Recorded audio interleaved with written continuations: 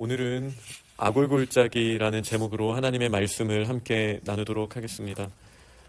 여호수아가 다시 한번 아침 일찍이 일어나는 장면이 나옵니다.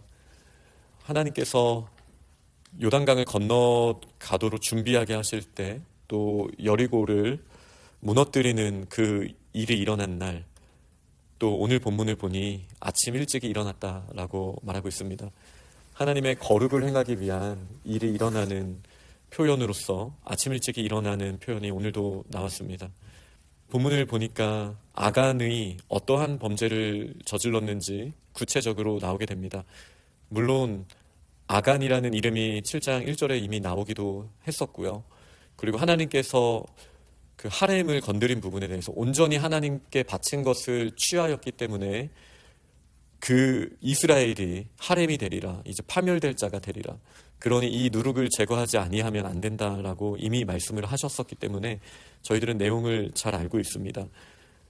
오늘 본문 보니까 고백할 때 어떠한 표현을 했냐면요, 21절에 시날산의 아름다운 외투 한 벌. 시날산은 바벨탑을 세웠던 땅이기도 하죠. 세상의 욕망과 교만함을 드러내는 지명의 모습으로 참 어울리는 표현입니다. 그리고 은 200세겔, 또 그 무게가 50세겔 되는 금덩이 하나, 이 가치를 따지면 일반적인 사람이 평생을 일해도 얻을 수 없는 정도의 부라고 주석가들이 말하고 있는 것을 봤습니다. 굉장한 물질을 바라보고 탐심이 생겼던 거죠. 그래서 21절은 이 내용을 저희에게 익숙한 표현을 써서 말하고 있습니다.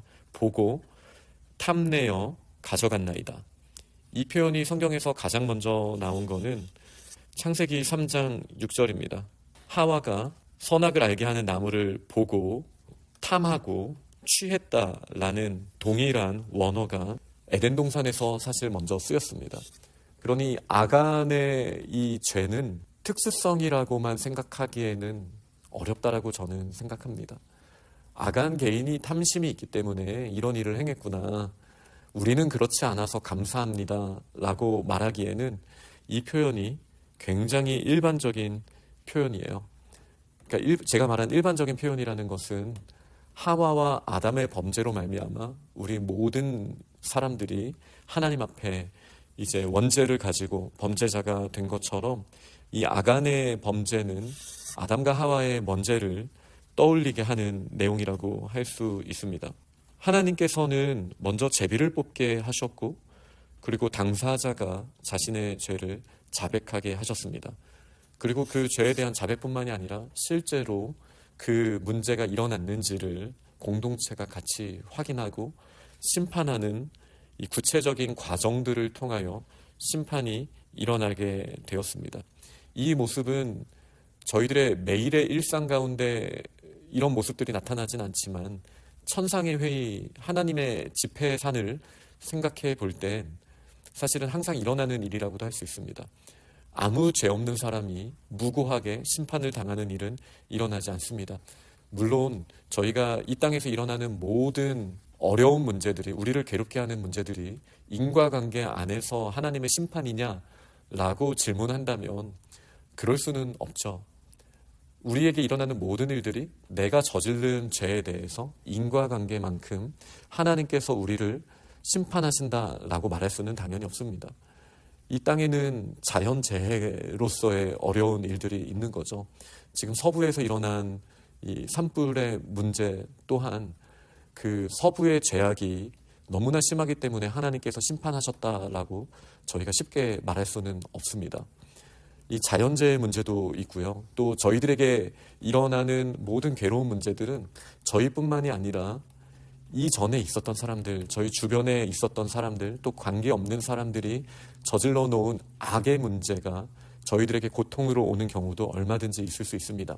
그러니 세상의 고통의 문제를 저희가 단순하게 하나님이 나의 문제에 대해서 심판하셨다, 너의 문제에 대해서 심판하셨다 라고 쉽게 말할 수는 없지만, 기본적으로 아무리 작은 죄라고 할지라도 저희들에게 그 죄가 있을 때 하나님의 심판을 절대 피할 수 없는 존재임은 우리 스스로 특히 돌아봐야 합니다. 이것을 다른 사람을 향한 시선을 들 때는 그에게 어려움이 생겼을 때 하나님이 그렇게 심판하셔도 충분한 사람이야 라고 말한다면 하나님께서 책망하셨던 욥의 세 친구와 다를 것이 없을 것입니다.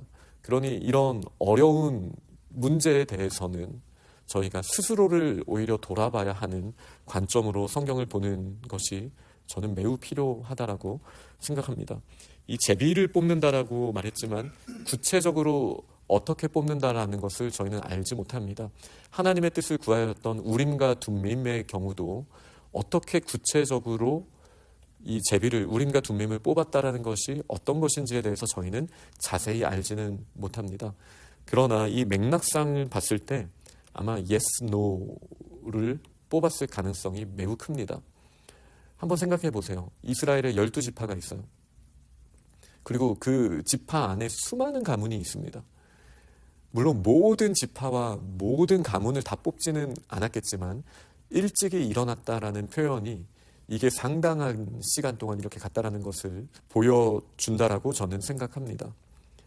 근데 예스 노라는 확률 가운데 유다 지파에만 한 사인이 나오고 그 중에서도 이 세라의 족속 그리고 이 세라의 족속에서도 남자들 가운데 삽디가 뽑히고 이 삽디에서 또 아간, 갈미의 아들인 아간이 뽑혔다라는 것은 여러 과정들이 수많은 확률 가운데 이 제비뽑기 가운데 있었다라는 거예요.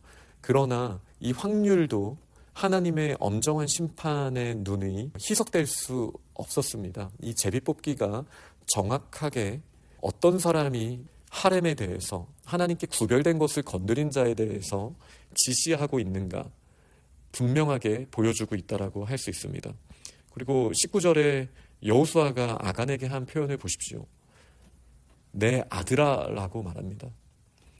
이게 어떤 수사학적인 표현일 수도 있겠지만 이 범죄자 앞에서 내 아들아라고 말하는 이 리더십의 표현을 하나님이 저는 그냥 단순히 넣으셨을 거라고 생각하지 않습니다. 아간을 향하여 아들아라고 말하면서 이스라엘의 하나님 여호와께 영광을 돌려야 한다 라고 말하고 있어요. 자복해야 한다. 이 표현은 조금 애매하긴 하지만 요한복음 9장에 보면 실로암에서 눈을 뜨게 된 이 맹인에게 유대 리더십들이 했던 표현입니다.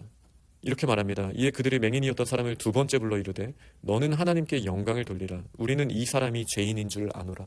안식일에 고친 예수님에 대한 정죄를 하기 위하여 이 맹인에게 그 사람의 죄에 대해서 말을 하는 자복하는 일을 행하라라고 말하면서 여호와께 영광을 돌리라라는 표현을 하는데 이 표현은 사실 여호수아 오늘 저희가 읽었던 표현에서부터 나온 거라고 저는 생각합니다. 이 유다 리더십들은 성경의 말씀을 외우는 것에 매우 힘썼던 사람들이라는 걸 기억할 때 저는 아간 앞에서 여호수아가 했던 표현을 이들이 따라갔을 거라고 생각하고 있습니다. 그러나 여기서 핵심은 이 표현을 한번 생각해 보세요. 내 아들아 하나님께 영광을 돌려라 라는 이 표현은 굉장히 긍정적인 표현이잖아요.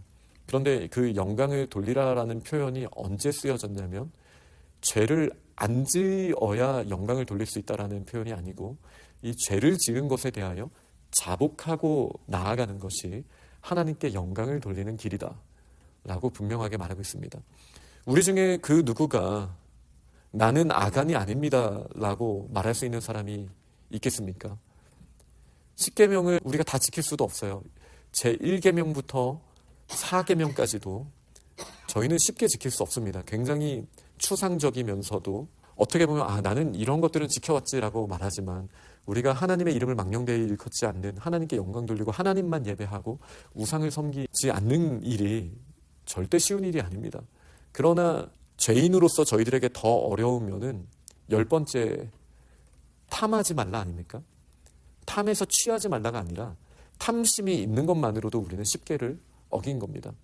이 10계를 어긴 것은 에덴 동산으로 치자면 저희가 선악을 알게 하는 나무를 취한 거예요. 그리고 여리고성 사건과 연결을 해보자면 아간처럼 하렘을 건드린 거예요. 우리의 매일의 삶 가운데 나는 하나님 이런 적이 없습니다라고 말할 수 있는 사람이 누가 있겠습니까? 그러나 중요한 건 하나님께서 이렇게 말씀하시는 거예요. 물론 리더십인 여호수아를 통해서 말씀하신 거지만 아들아, 자복하여 하나님께 영광을 돌려라. 물론 아간의 범죄는 이 역사상의 특수성 때문에 거룩한 전쟁을 역사적으로 수행해야 됐던 둘도 없는 시기였습니다. 하나님의 말씀이 기록되고 역사적인 가나안 땅을 정복하는 것은 지금은 더 이상 있지 않습니다. 저희가 이스라엘을 지금 우리가 저 아랍인들의 손에 놔둬서는 안 돼. 이건 사실 말도 안 되는 표현이에요. 역사적으로 예수님의 제자로서 따라갈 수 있었던 사람이 12명과 70명, 그리고 좀 더 넓게 보면 500명 정도밖에 없었던 것처럼 그들은 아버지를, 가족을 버리고 예수님을 따라가는 삶을 살았어야 되지만, 여기서 버린다는 표현은 지금 저희가 버린다는 느낌과는 다르겠죠. 그러나 그럴 수 있었던 사람들은 소수였어요. 마찬가지로 역사적으로 가나안 땅을 심판해야 되는 자리에 섰던 사람들은 이 당시의 사람들밖에 없었습니다. 이런 특수성 때문에 이 하렘에 있어서 범죄한 자는 누룩을 제거해야 되는 위치라는 것을 명확하게 보여줬어야 돼요. 하나님은 다른 성경의 모든 부분에서 희생하시는 하나님의 은혜에 대해서 말씀하세요. 죄에 대해서 자복하면 하나님께서 희생하시는 그 은혜로 말미암아 그들에게 구원을 주시는 모습이 나옵니다. 특히 아담과 하와와 대비해서 보면 이 아간은 자신의 죄에 대해서 더 명확하게 하나님께 영광 돌리며 자복을 합니다. 아담과 하와의 사건을 보면 하나님께서 그들을 바로 죽이시지 않고 동물을 죽이셔서 가죽옷을 지어 입히셨잖아요. 이것이 복음이고 이것이 하나님이 성경 전체에 일관적으로 나타내 주신 말씀이었어요. 그러나 왜 아간에게는 그런 용서의 은혜가 보여지지 않는 것처럼 보이냐? 바로 이 가나안 정복이라는 역사적 특수성 때문이에요.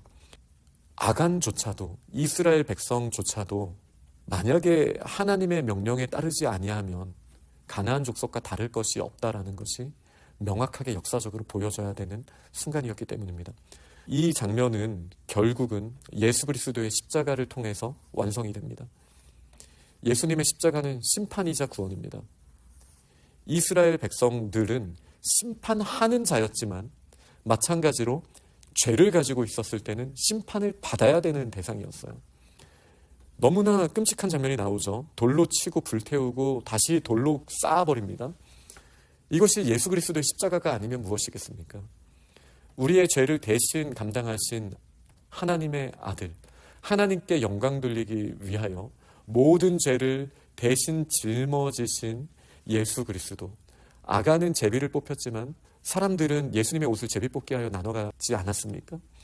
이 모든 죄를 대신 짊어지시고 하나님의 심판을, 진노하심을 받은 하나님의 마음도 너무나 괴로우셨고, 하지만 그 진노가 쏟아지자 예수 그리스도로 말미암아 하나님의 맹렬한 진노가 그쳐지고 괴롭게 하시는 것이 멈춰진 곳, 그 아골골짜기가 골고다가 아니면 무엇이겠습니까? 말씀을 맺도록 하겠습니다.